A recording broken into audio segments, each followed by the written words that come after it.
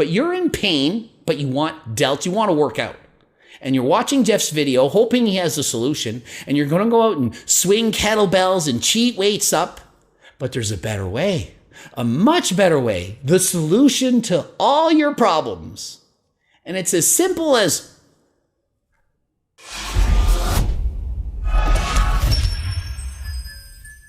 Coach Greg, and I'm so excited for this video. Tennis elbow, who's got it? Don't you want to know how to fix it? Well, Jeff Cavaliere solved the problem. We're going to watch the video and we're going to see. What does the science say? Or actually, what does Jeff's science say? And then I'm going to tell you what the actual science says on how to fix tennis elbow.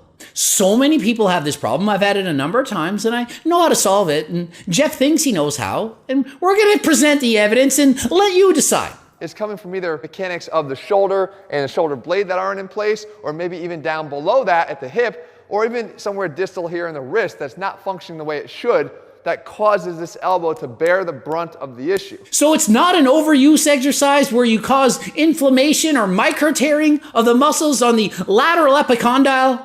So those of you who studied this in school, you know that tennis elbow is actually called lateral epicondylitis. So on the arm, you have the humerus bone right here, lateral epicondyle on the side, and you have the radius and the ulna. Radius, ulna.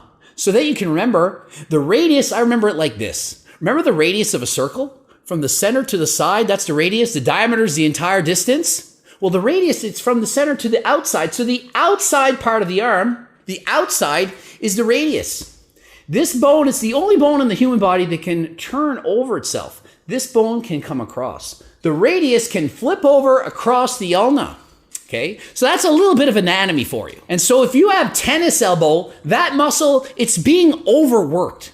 It's being used too much.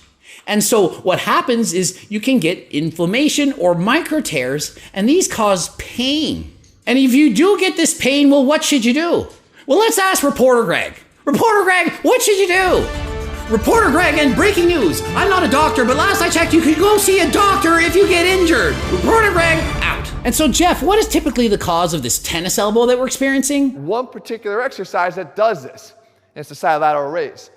I love the side lateral raise. I program the side lateral raise in almost every single program I do. And so as the weight gets heavier on the side laterals, we start cheating more and we use more of our hips and we use more of our arm muscles, and it puts too much strain on here now, doesn't it? And so more specifically, why is that causing so much pain right here? If I were to take a weight that was too heavy for me to handle, as I go out here, I'm basically asking for isometric contraction here of the wrist to hold that weight from falling down. Okay, so when you're doing a side lateral, this weight, it's being held up by your wrist. It's not allowing it to drop down. Doing this, that's putting strain right on the lateral epicondyle.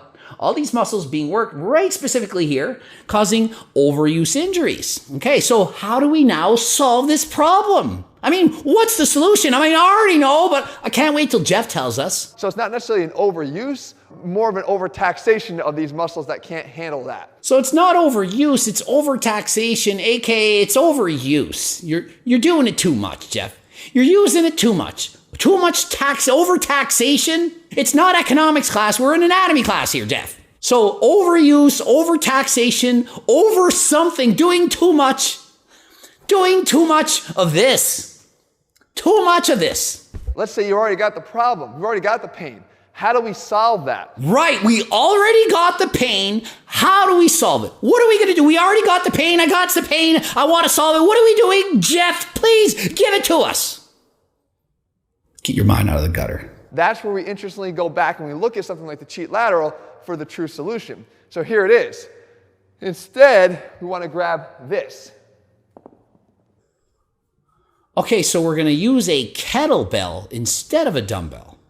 And the exercise that you want to start incorporating 3 times a week, if you already have a raging case of tennis elbow, believe it or not, is a kettlebell swing. Okay, so if we're in pain, we shouldn't actually do what the doctor says, which is like prices, pressure, rest, ice, compression, elevation, support, the things you were taught when you were a kid on what to do when you're injured. Shouldn't do that. Shouldn't wear a compression sleeve. No good. We shouldn't actually do what the doctors would tell us to do. Shouldn't take anti-inflammatories like naproxen. We shouldn't ice it if the doctor tells us that. We shouldn't do that. Well, let's check in with Reporter Greg. Reporter Greg, what should we do? You shouldn't listen to Jeff Cavaliere, who tells you to not do what you're supposed to do based on what their doctor says.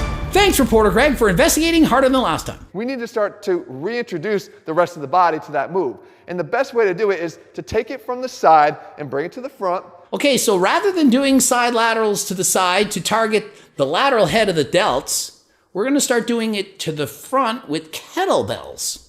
So what the kettlebell swing does is it loads us into hip flexion. Rather than using light weight and slowly controlling the weight, we're just going to swing the weight up and let our hips do it. Is this turning into a booty workout? Are we doing now hip thrust to work the delts? So I want to get bolder shoulders. Death Star delts, building up the lateral head of the delts. So I'm doing side laterals. I get the pain here, and the solution is now to do kettlebell swings to the front with a heavy weight.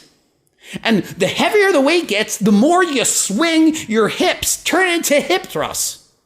And that's somehow going to help my tennis elbow pain and allow me to build my delts. Is it? Is this Jeff science? What kind of science is this? So if we can continue to do something to work on getting over the injury rather than putting everything away, packing up your gym bag, going home and staying home and hoping it gets better, or worse, rubbing on it, icing it, ultrasounding it, throwing a brace on, everything I said not to do in that last video. So literally, don't do anything the doctors tell you to do, because Jeff said not to in a video. Does this make sense? Does it make sense not to wear this compression?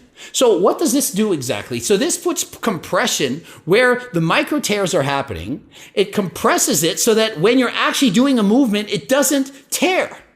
It's helping prevent that tearing. Helping it. Why do you think they have these in the first place? When I had Osgood-Schlatter disease, I have a bump on my knee. They give you a brace. It puts pressure on that area that's getting inflamed, that's causing those micro tears. Let me show you. Flat, proper Osgood-Schlatter disease.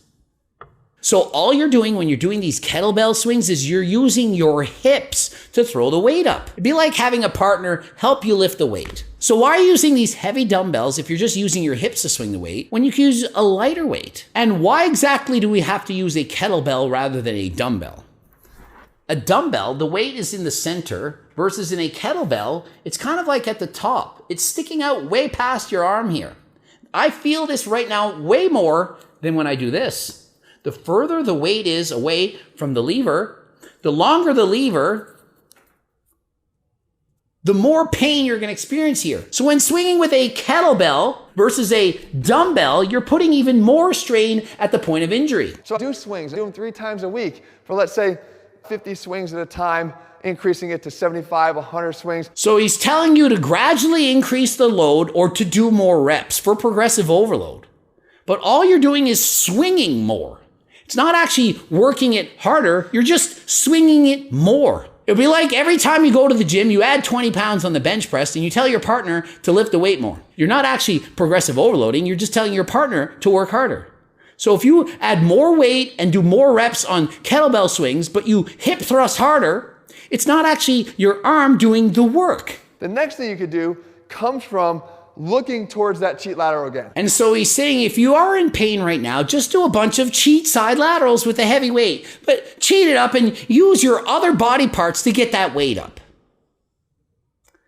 No, that is not what you do, Jeff. That is not even close to what you should be doing. So he's saying do whatever it takes to cheat the weight up, to use other muscles to get that weight up. But you're in pain, but you want delts, you want to work out.